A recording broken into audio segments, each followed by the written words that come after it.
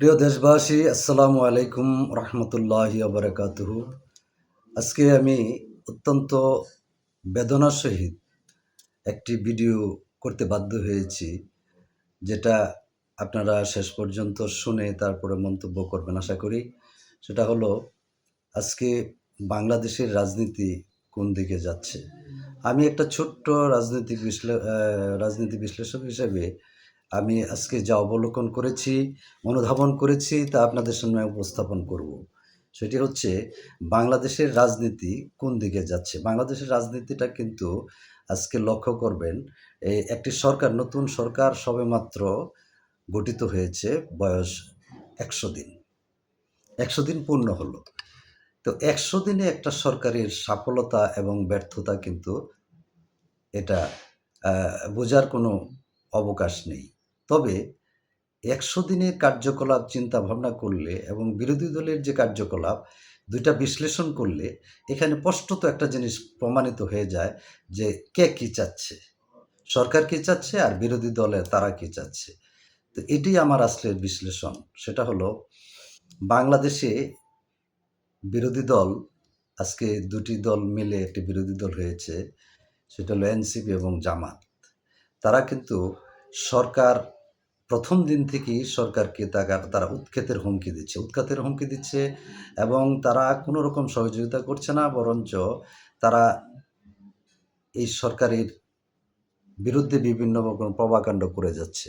যেমন আপনার পিনাকি যে ভিডিওটা ছাড়ে, সেই কথাটাই কিন্তু সেই দলের লোকজন এটাকে সম্পূর্ণভাবে মেনে নেয় এবং প্রচার করতে থাকে, যাকে বলে অপপ্রচার। তো যা হোক, আমি যেটা বিশ্লেষণ করে পেয়েছি, তারা কিন্তু সেই পাকিস্তানের রাজনীতির সাথে তারা সম্পূর্ণভাবে পাকিস্তানের রাজনীতি করে যাচ্ছে। সেই পাকিস্তানের রাজনীতিটা কি আমি আপনাদেরকে বলছি। তারা কিন্তু পাকিস্তানকে ফলো করছে। যেমন পাকিস্তান আজ পর্যন্ত কোনো প্রধানমন্ত্রী কিন্তু মেয়াদ পূর্ণ করতে পারেনি। এই কথাটা কি খেয়াল করেছেন? তো এই দিকটা কিন্তু তারা বাংলাদেশে চাচ্ছে। এই এনসিপি এবং জামাত এই দিকটাই চাচ্ছে যে বাংলাদেশের এই তারেক জিয়া সরকারকে মেয়াদ পূর্ণ করতে দেওয়া হবে না। তার জন্য প্রথম থেকেই বিভিন্নভাবে সরকারকে নাজেহাল করার চেষ্টা করছে। তবে এটা স্বীকার করতে হবে যে এই ৩ মাসের মধ্যে এই বর্তমান সরকার যে যে নজিরবিহীন বিভিন্ন ঘটনা ঘটিয়েছে, যে রেকর্ড করেছে, এগুলিকে অস্বীকার, এটা আমি পরে বলছি কী রেকর্ড আছে, কয়েকটা আমি তুলে ধরব। তো আমি বিরোধী দলের আজকে পাকিস্তানের রাজনীতি কীভাবে করছে আমি আসুন দেখে নিই। যে পাকিস্তানে প্রধানমন্ত্রী, আপনার বিভিন্ন প্রধানমন্ত্রীর নাম আমি বলি। যেমন আপনার আছে জুলফিকার আলী ভুট্টো, তারপরে জিয়াউল হক, পারভেজ মোশাররফ, তারপরে আসিফ আলী জর্দার, খাজা নাজিমুদ্দিন, মোমেন শহীদ, নুরুল আমিন, বেনজির ভুট্টো, তারপরে শওকত আজিজ, রাজা পারভেজ মোশাররফ, হ্যাঁ, তারপরে আপনার নওয়াজ শরীফ, ইমরান খান। এরা কেউ প্রেসিডেন্ট ছিল, কেউ প্রধানমন্ত্রী ছিল। তো এই প্রধানমন্ত্রী অবস্থায় কেউ কিন্তু মেয়াদ পূর্ণ করতে পারেনি। তা ওই দেশের রাজনীতিটা হলো এমন একটা রাজনীতি, যে রাজনীতি বিরোধী দলগুলি সরকারকে মেয়াদ পূর্ণ করতে দেয় না। তারা তারা যে কোনো মূল্যে হয় কাউকে হত্যা করে হলেও শেষ করতে হবে, নয়তো সামরিক শাসন ডেকে আনতে হবে। যে কোনোভাবেই হোক সরকারকে মেয়াদ পূর্ণ করতে দেয় না। দেখেন, বারবার পাকিস্তানে কিন্তু সামরিক শাসন এসেছে। সেই সামরিকরা কখনো প্রেসিডেন্ট হয়েছে, কখনো প্রধানমন্ত্রী হয়েছে, কিন্তু কেউ প্রধানমন্ত্রী হিসাবে তার মেয়াদ পূর্ণ করতে পারেনি। এমনকি সামরিক সরকারও পারেনি। যেমন জিয়াউল হককে কিন্তু হত্যা করা হয়েছে। তারপরে আপনার ২-৩ বার ক্ষমতায় এসেছে পারভেজ মোশাররফ, সেও কিন্তু মেয়াদ পূর্ণ করতে পারেনি। তারপরে আপনার নওয়াজ শরীফ ২ বার ক্ষমতায় এসেছে, উনিও কিন্তু মেয়াদ পূর্ণ করতে পারেনি। তো এই যে পাকিস্তানের রাজনীতি, এই অস্থিতিশীল রাজনীতি, সেই ঠিক একই কায়দায় বাংলাদেশে এই জামাত এবং এনসিপি বাংলাদেশটাকে অস্থিতিশীল করার জন্যে আজকে উঠে পড়ে লেগেছে। যে কোনো মূল্যে তারা সেটা করবে। অর্থাৎ পাকিস্তানকে তারা ফলো করছে। এই কথাটা আপনি মানেন আর না মানেন, আমি এটাই পেয়েছি ছোট্ট একজন রাজনীতিক চিন্তার লোক হিসাবে। আমি এটা পরিষ্কারভাবে দেখতে পাচ্ছি, তারা বাংলাদেশকে অন করে না, তাদের কার্যকলাপে আগে আমি কিন্তু জামাতকে খুব ভালোবাসতাম। তার কারণ হলো তারা ইসলামিক রাজনীতি করে একদিন বাংলাদেশে ইসলাম কায়েম হওয়ার প্রয়োজন ছিল। তাদের দ্বারা সেটা কোনোদিন হবে আশা করেছিলাম। কিন্তু এখন দেখি যে তারা না ইসলাম ওন করে না। তারা ক্ষমতার জন্য সবকিছু ছেড়ে দিতে পারে এবং এইবার নির্বাচনে দেখেন আপনি ইমানদার হয়ে থাকলে আপনি সত্য কথা স্বীকার করবেন। তারা কিন্তু বলে নাই যে আমরা শরিয়া আইন চালু করব। তাইলে যারা ক্ষমতার স্বার্থে নিজেদের ধর্মকে ত্যাগ করতে পারে তারা তো কখনোই এইজন্য তাদেরকে মুনাফিক বললে কি ভুল হবে? মোটেও ভুল হবে না। তারা মুনাফিকই করেছে। তারা ইসলামের থেকে সরে গিয়েছে। আর অনেক কাহিনী আছে সেগুলো আমি বলব না। আমি শুধু এটাই বলতে চাই যে পাকিস্তানের রাজনীতিকে তারা কিভাবে অন করছে। তারা পাকিস্তানকে সম্পূর্ণভাবে ফলো করে যাচ্ছে। যেকোনো মূল্যে এই দেশে হয়তো সামরিক শাসন আনবে আর নয়তো এই সরকারকে যেকোনো মূল্যে বিদায় করবে। এই চেষ্টায় আছে তারা, যার কারণে প্রথমেই একটা ব্লেম দিল যে এই নির্বাচনটাকে এত সুন্দর একটা নির্বাচন, সেই নির্বাচনটাকে কিন্তু দেশের স্বার্থেই এটাকে সাধুবাদ জানানো উচিত ছিল। কারণ হলো তারা বলতেছে নির্বাচন ইঞ্জিনিয়ারিং হয়েছে। আরে নির্বাচন ইঞ্জিনিয়ারিং হলে তো শেখ হাসিনা দিনের ভোট রাতে করতো না। কারণ ইঞ্জিনিয়ারিং করে নিয়ে নিত। ফলাফল কখনো ইঞ্জিনিয়ারিং করা যায় না। করলে শেখ হাসিনাই করতো। শেখ হাসিনা কিন্তু ভোট যেভাবে হোক ভোট কিন্তু করেছে।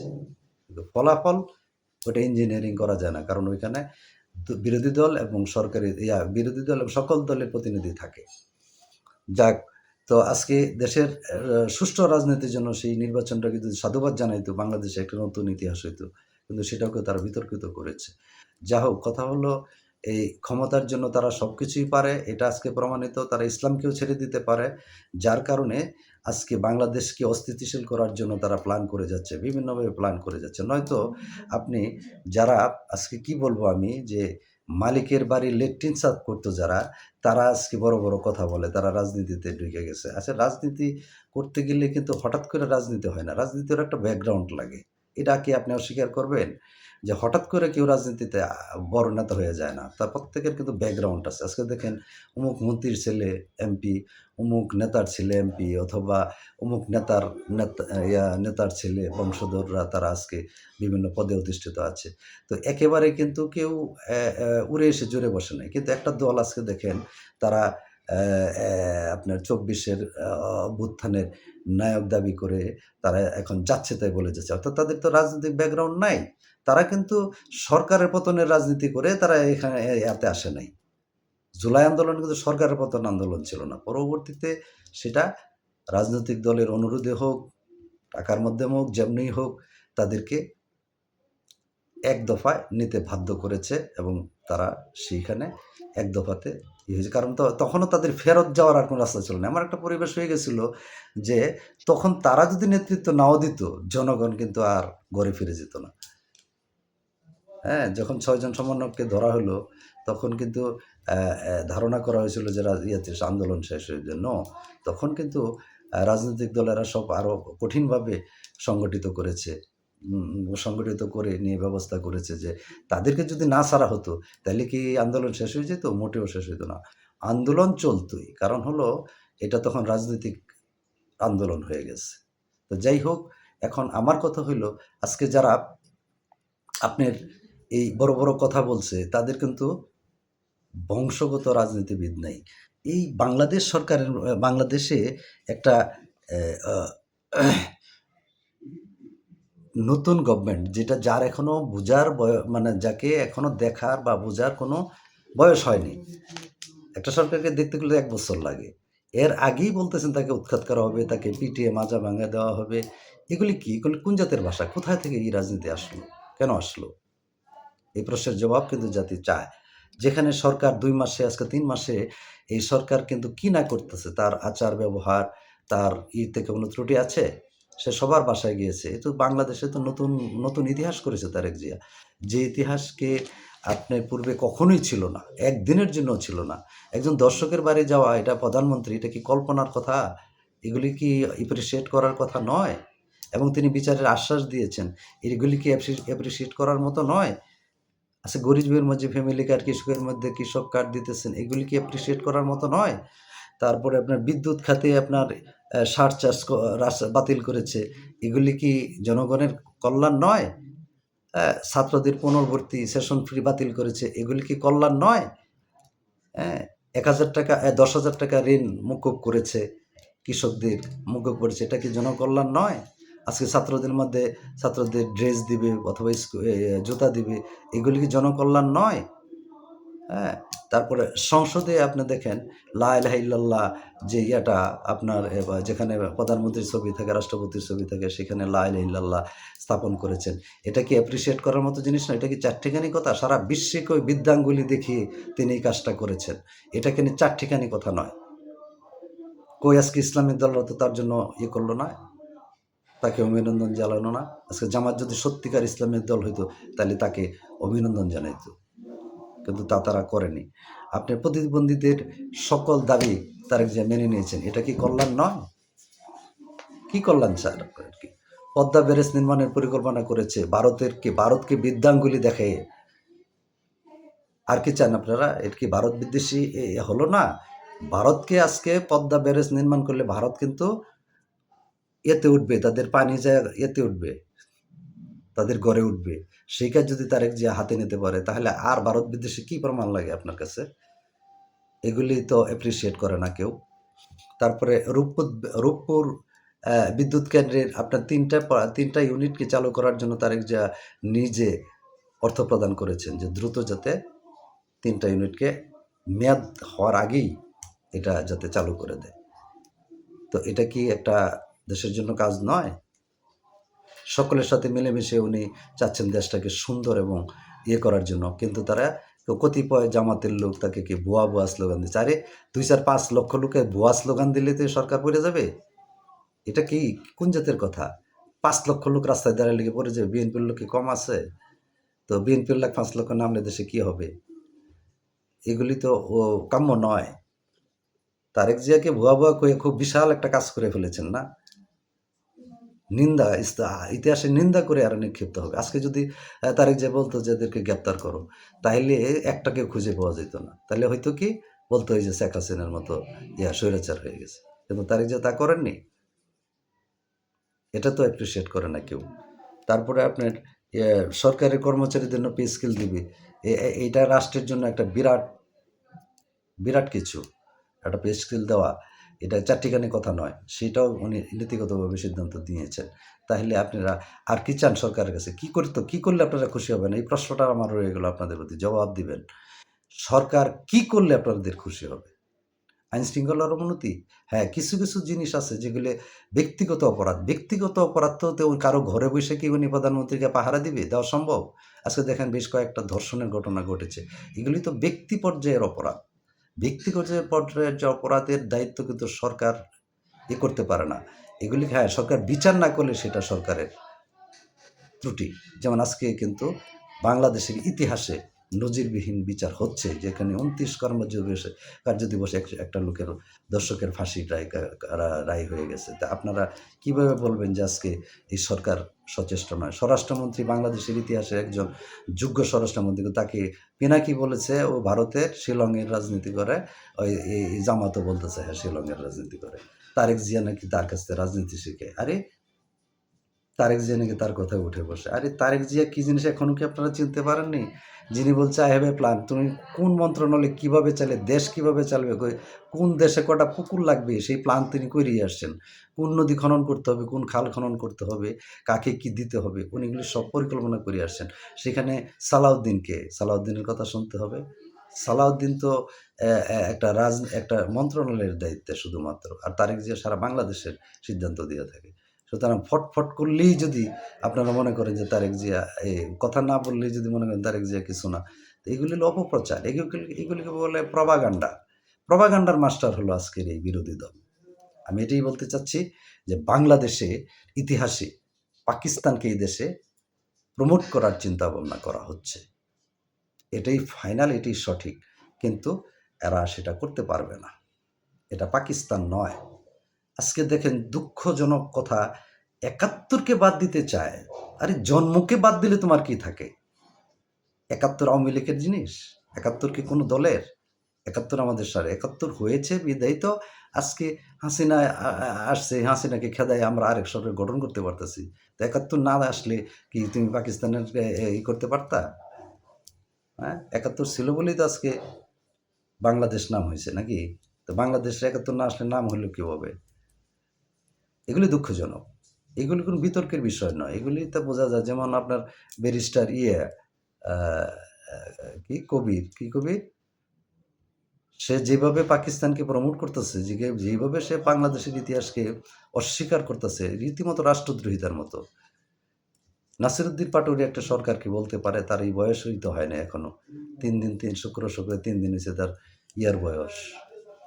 সে বলে প্রধানমন্ত্রীকে একজন মানবিক প্রধানমন্ত্রীকে বলে তার মাজা ভেঙে দিবে।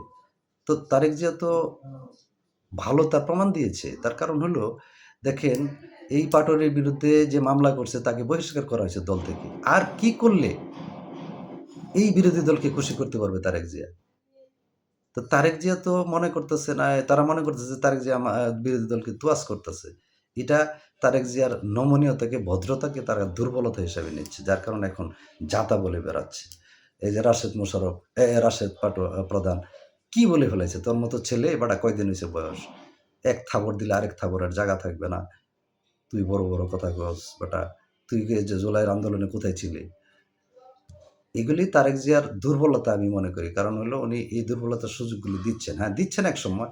কারণ ভদ্রলোকের ১ম কিন্তু চোরকেও বলে যে, "ভাই তুমি চুরিটা কইরো না।" কিন্তু একসময় কিন্তু ঠিকই ধরে। এই চোরদের ঘাড়ের মধ্যে ধরতে তারা দ্বিধা করে না। একদিন ঠিকই ধরবে। শুধু সময়ের অপেক্ষা করেন। এই তারেক জিয়া কিন্তু দেখতেছে মানুষ কি করে, কি ভদ্রতার দাম দেয় কিনা। আসলে ভদ্রতার দাম তারা দিচ্ছে না। তো যাই হোক আমার কথা ছিল যে এই পাকিস্তানের প্রধানমন্ত্রী একের পর এক প্রেসিডেন্ট একের পর এক যেমন আপনার জুলফিকার আলী ভুট্টো থেকে শুরু করে, হ্যাঁ? জিয়াউল হক, পারভেজ মোশাররফ, আ আ আসিফ আলী জোয়ার্দ্দার এরা কিন্তু খুব নামি দামি লোকই ছিল বাট ক্ষমতায় থাকতে পারে নাই। কারণ পাকিস্তানের রাজনীতিটা ছিল অস্থিতিশীল, এখনো অস্থিতিশীল। কারোই স্থিতিশীল সরকার ওই দেশে হয় না। তারা না পারলে সামরিক শাসনকে ডেকে আনে। তো এটি আমার শেষ কথা যে বাংলাদেশে এখন কিন্তু সেই রাজনীতি করতেছে। তারা যেকোনো মূল্যে দেশকে অস্থিতিশীল করতে চায়। নাহলে সরকার ২ মাসে কি ব্যর্থতা হইল যে যার জন্য তাকে বলতে হবে যে ক্ষমতায় থাকতে পারবে না। আরে ক্ষমতা কি এত সহজে জায়গায় কি তারেক জিয়া কি স্বৈরাচার যে আপনার সমস্ত জাতি তার বিরুদ্ধে নামবে?